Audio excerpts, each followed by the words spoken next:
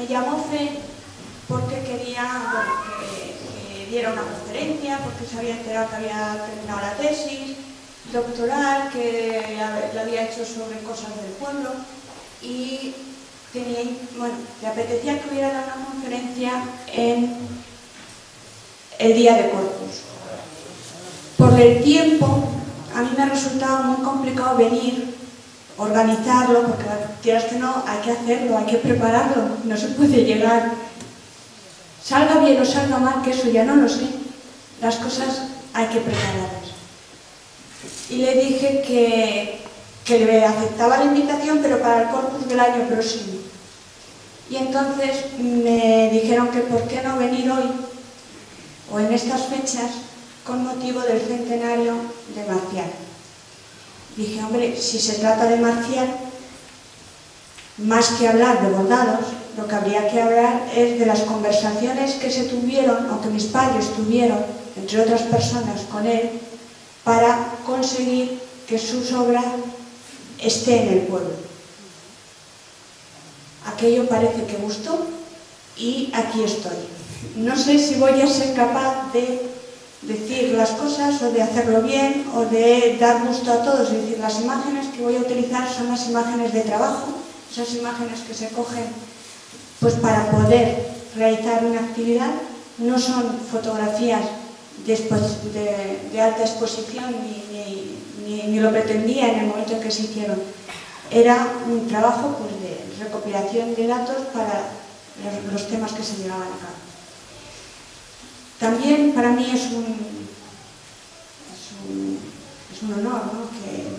que el alcalde, los concejales, que la asociación pues se acuerden de que uno está aquí y que algo puede decir después de casi o más de 30 años, porque lo que yo voy a contar sucedió hace más de 30 años ya. Parece que no, pero hace más de 30 años. Otra cosa que es para mí importante es que si es el centenario de Marcial, también es el centenario de mi padre, porque los dos, que fueron grandes amigos, tenían la misma edad y nacieron en el mismo mes, aunque distinto día. Y eso, pues bueno, está ahí, no se puede evitar. Entonces, lo que yo voy a hablar son las conversaciones, esas previas conversaciones que concluyeron en la creación del museo que lleva el nombre de Marcial. Puedo hablar de ello porque en este envite participaron, entre otras personas, mis padres, Cándido, que aportó su prestigio como docente y su buena pluma, y mi madre Pilar, que aportó sus conocimientos artísticos, su formación universitaria, hoy desaparecida, su pasión y su amor por los bordados y la cultura, que ella ha o que yo he heredado de ella. También participaron otras personas del pueblo, personas que dieron, pues, yo ahora mismo recuerdo a 5 personas, no os voy a decir porque me faltan las otras y no quiero dejar a nadie sin decirlo, pero también participaron personas que pasaron por el pueblo, como Amadeo Roca, que yo creo que también se debe saber que si el museo está aquí es por el granito que hizo y que aportó Amadeo Roca. Entonces, vamos. Lo he distribuido un poco en 3 grandes temas. Uno lo he repetido porque me venía bien para poder distribuir las imágenes.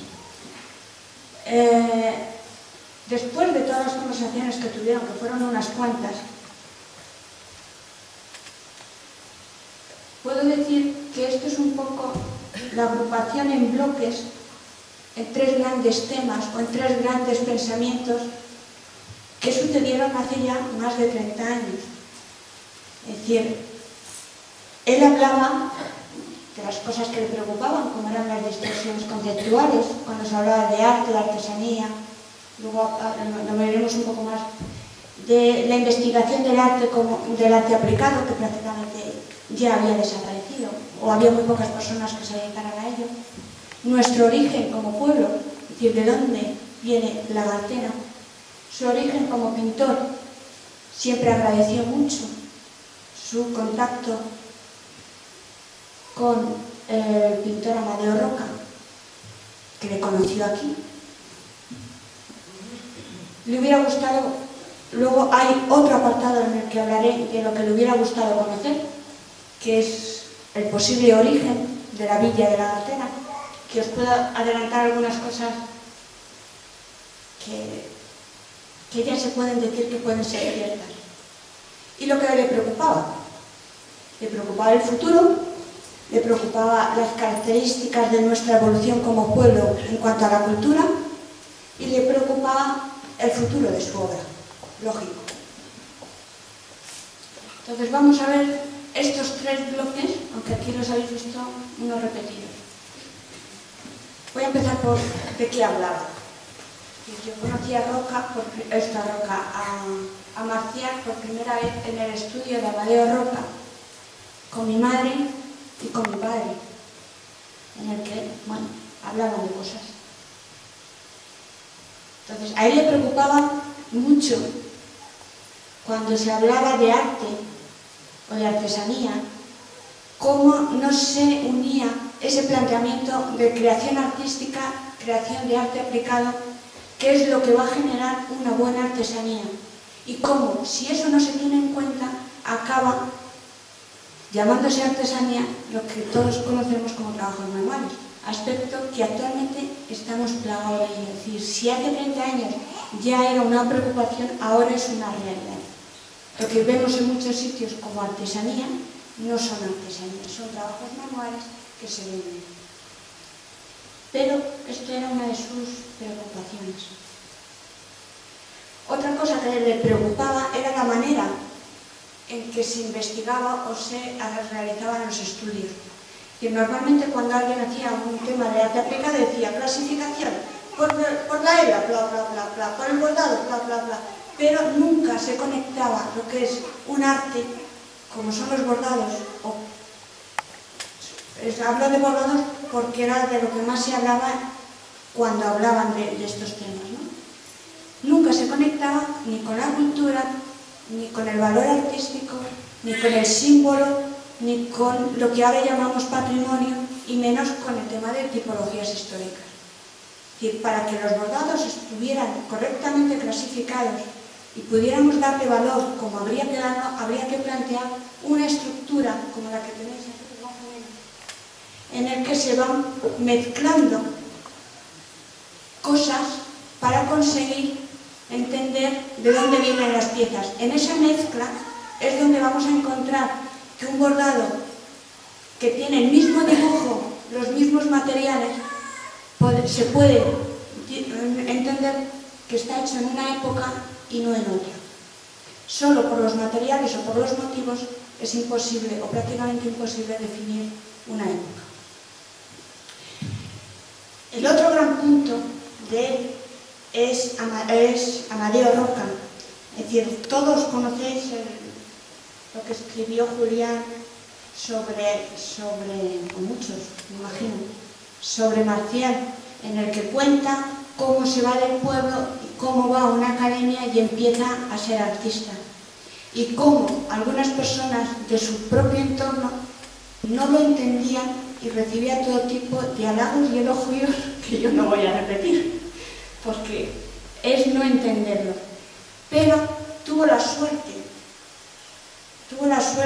que en 1928 aproximadamente, que es cuando él empieza a marcharse de aquí, o cuando consigue marcharse de aquí, se encuentra con Amadeo Roca, que Amadeo Roca le entiende, le orienta, le da pautas de dibujo, porque Amadeo cuando llega aquí ya era profesor de dibujo, era premiado, vino aquí a pintar unos cuadros como consecuencia de una beca que le habían concedido en Valencia, que le permitió después ir a Francia, a París y a Italia.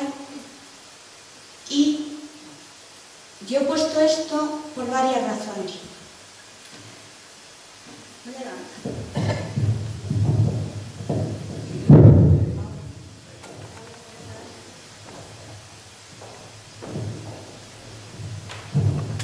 Pues Marcial conoció a Alfarroca en ese patio, en ese corral.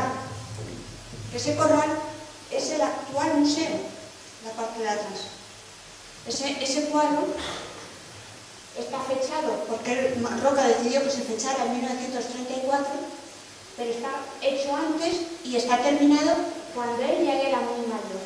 Porque yo vine y le hice esas fotografías retocando su cuadro porque consideraba que no estaba terminado. Muy típico de él. He puesto también el cuadro que le dio el premio o que le permitió viajar, que fue este. Eso es de Amadeo. Junto con una pieza que está al lado, que son unos bordados. Posiblemente es una pieza que ya no existe, o es la única que existe, que fue la primera mantelería que él compró aquí en la Gartera. Y cuando lo vio, como buen valenciano, a las personas que se lo vendieron y a las personas que estaban iniciando sus ventas, estamos hablando de 1928, sus ventas en Madrid, les dijo que esos colores deberían ir a Barcelona o a Valencia y comprar buen material, que su rendimiento sería mayor. Por eso, en Cáceres se sigue bordando en lana y en la Gartera no. Posiblemente por aquella observación. Las personas que recibieron ese mensaje, algunas a mí me lo han dicho, otras lo han dicho la familia y las personas que lo han oído. Y él lo ha repetido muchas veces, yo se lo he oído muchas veces. Y en ese patio, en ese corral, porque no es un patio, es un corral, muchas veces lo dijo. En ese corral también conoció a Marcial. Ahí es donde Marcial, con sus pies descalzos, recibía las primeras orientaciones de un profesor de dibujo, a una inquietud artística, a una forma de trabajar innata, que pudo ser educada desde muy pronto, y eso le permitió poderse presentar y ser un artista reconocido.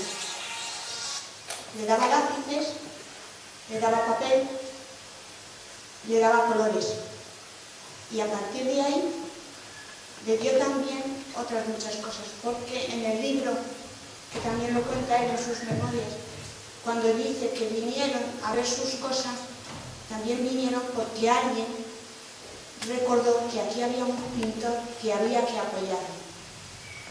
Y ese fue Amadeo Roca.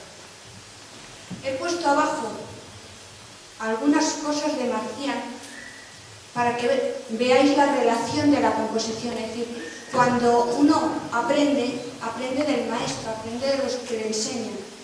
Y hay mucha relación en esas primeras composiciones, sobre todo en los dibujos. Esto es una curiosidad, simplemente, ¿no? Y os voy a enseñar otra cosa. Yo quería ver la fotografía, pero no la...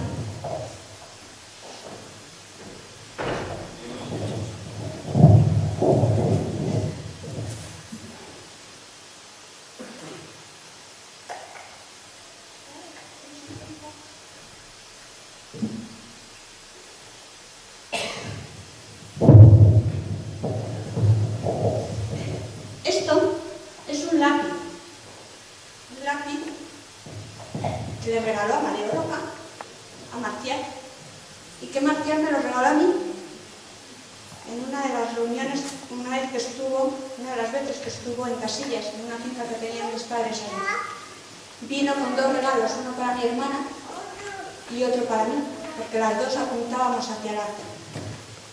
Pero este tiene una curiosidad, que yo no supe lo que era hasta que se lo enseñé a Roca para ver si era verdad que esto se lo había regalado él, y me dijo, sí, es un plumín. Y me hizo esto. Y sacó el plumín. Y en el otro lado, el lápiz o el carboncillo. Con esto ya se puede dibujar. Bueno, lo guardo, quizá no tiene un valor, un cuadro vale más, ¿no? Pero como valor sentimental es de las cosas más bonitas que tengo de Marcial, el plumín. Que no sabía lo que era, que yo creí que el plumín se enganchaba aquí. Nunca pensé que se guardaba, hasta que el que se lo regaló me lo desmontó. Esa es una curiosidad. Vamos a ver.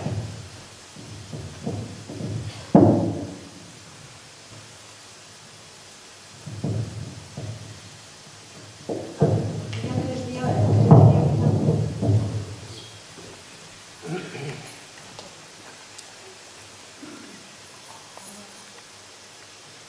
Vale. ¿Qué le hubiera gustado conocer a Marcial? A Marcial le hubiera gustado conocer el origen de la villa de la Gartera, de dónde venimos, por qué somos tan diferentes de los pueblos de alrededor, qué tenemos nosotros que nos hace sentirnos diferentes a todos los de alrededor. Y su deseo de que su obra estuviera en un museo nacional y en su defecto en un museo municipal. Os voy a contar un poco cómo se llegó a esto. Es decir, en las conversaciones, sobre todo eran las conversaciones que se llevaron en casa de Amadeo y en Casillas, en Ávila. En esas conversaciones, bueno, pues tuvimos el privilegio, los hijos de, bueno, mis hermanos, o los que quisieron estar y yo, de poderlo oír, ¿no? De poder oír a Marcial, a mi padre y a mi madre, decir que la Gartera tenía algo de árabe, pero que no se podía decir ni demostrar, tenía algo de árabe. Bueno, y los oyes y vuelves a decir, sí, es que somos árabes. Vamos a ser árabes, nosotros venimos de donde venimos, la Reconquista, Europa. Aplicamos la lógica del estudiante de historia y no cuadra. Hasta que, bueno, las cosas se van madurando y se convierten en una tesis. Y decido, cuando empiezo todo el trabajo, comprobar si aquella conversación de aquellas 3 personas era verdad o no. Y me encuentro que hay cosas que son históricas, ¿no? Sin nada, donde se ve el límite de uno de los momentos de la reconquista árabe en España. La Gartera, bueno, Toledo, y la Gartera en lo que es una línea, y un nombre en árabe. Es decir, yo empecé a sospechar que podía ser árabe porque tuve la suerte de poder hojear el libro de Villa. Esto era como 10 años, una cosa así. Entonces, en el libro de Villa encontré que había palabras, había momentos en el que la Gartera se escribía junto y la Gartera se escribía la Gartera, separado. Y diciendo, pero esto es una falta de ortografía. Y luego empiezas a pensar y dices, no. El individuo que escribió era una persona especializada, no se equivocó. Lo escribió porque le debieron decir que se escribía así. Porque él lo escribía junto. Y en algunas palabras aparece separado. Entonces, hablando con un grupo de profesores de la universidad de filología árabe, me dijeron que sí. La Gartera junto no significa nada en árabe, pero la Gartera separado significa el final del territorio. El final del territorio. Entonces, y es posible que nuestro nombre signifique eso, que el origen de la Gartera fuera un posible asentamiento porque era el final del territorio en los distintos momentos de reconquista. Que venían La Reconquista, claro. Entre Cáceres, Talavera, siempre había una zona que nos pillaban los otros, que venían para arriba, pum, para arriba, y siempre estaban, y es posible.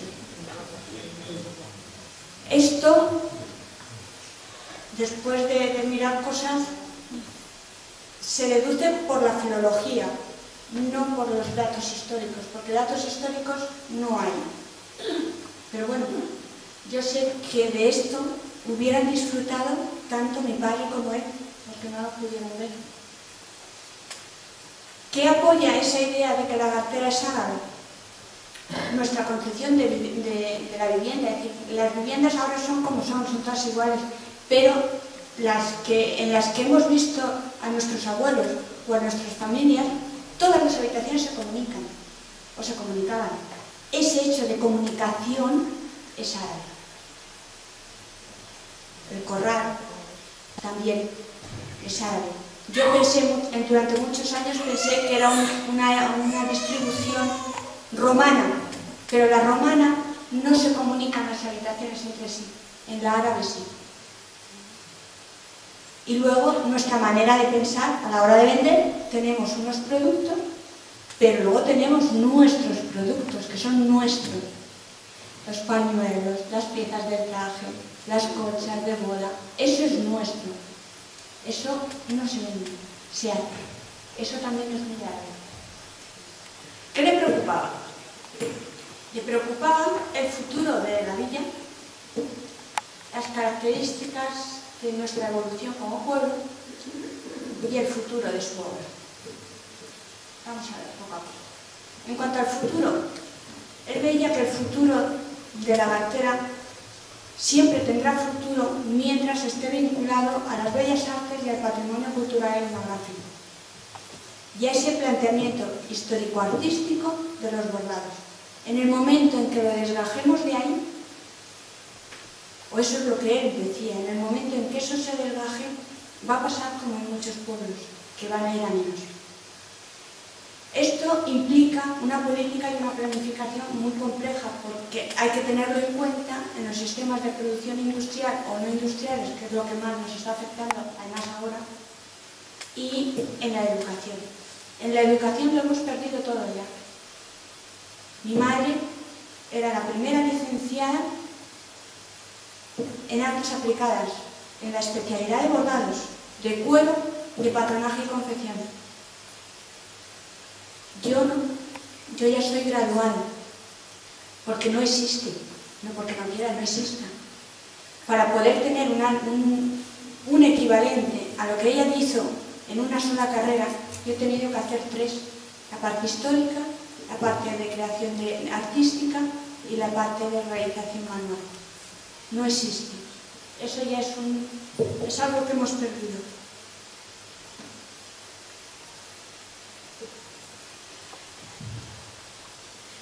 Ese planteamiento, después de muchos años, yo he llegado a la conclusión que se puede resumir de esta manera, que el diseño hay que tenerlo en cuenta para la producción industrial, que el arte aplicado hay que tenerlo en cuenta para la producción artesanal y que todo se debe enseñar, porque si no se enseña, se pierde. Lo que no se conoce, no se ama, y lo que no se ama, se pierde. Él siempre dijo que la Lagartera tenía algo diferente, y ese algo diferente lo centraba en la idea de bellas artes. Es decir, la Lagartera ha convertido esos principios artísticos en cultura. Cultura que se ven en el día a día, es decir, la manera de componer, la manera de distribuir los espacios, la manera de crear ambientes. Eso está generalizado. Normalmente es algo que todo el mundo sabe hacer. Eso es consecuencia de una formación o de haber convertido en cultura una enseñanza artística. Innata o aprendida, pero está ahí. Entonces, la creación artística tiene 2 vertientes. Una, todo ese planteamiento que va hacia el sistema de producción industrial, donde existe un diseño pensado para un sistema de producción industrial.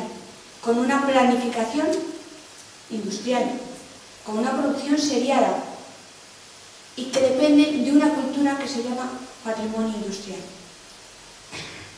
A veces, donde hemos cometido el error, yo lo digo también por mí muchas veces cuando he dado clase, cuando doy clase, es cuando se dice producción textil seriada, hacer muchas cosas. Entonces, no, en artesanía no podemos buscar la seriación porque no podemos competir con la industria. Hay que buscar la perfección, hay que buscar la belleza, hay que buscar el arte. Y eso es algo que Marcial decía que nosotros teníamos. Entonces, el sistema de producción manual nuestro nace del arte aplicado. Es decir, si nosotros concebimos un simple mantel o un simple cojín como una aplicación artística, estaremos obteniendo un resultado diferente que si lo consideramos cualquier otra cosa. Necesita una planificación de ese trabajo manual. Obtenemos una producción artesanal, se hacen a mano, y dependen de una cosa que se llama patrimonio etnográfico. Nosotros no pertenecemos de las máquinas, dependemos de la cultura, que ahí viene el tema.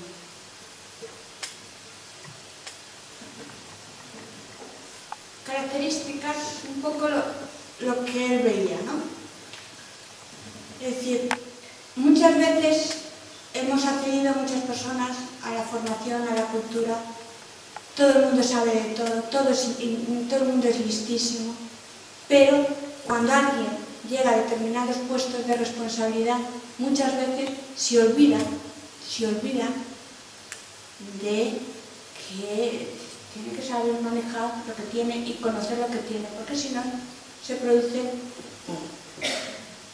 distorsiones conceptuales que hacen que determinados elementos desaparezcan. Y eso se ve muy claro a la hora de ver cuál es la planificación de la enseñanza, de las enseñanzas artísticas hoy. Vamos a pasar al otro tema que a él le importaba mucho. Y era, ¿por qué aceptó entregar los cuadros a la Villa de la Garcera? Porque él era de aquí y su ilusión era que fuera y que estuvieran en su pueblo. Entonces, esto se gestó de esta manera. En esas conversaciones, en el estudio de Amadeo Roca,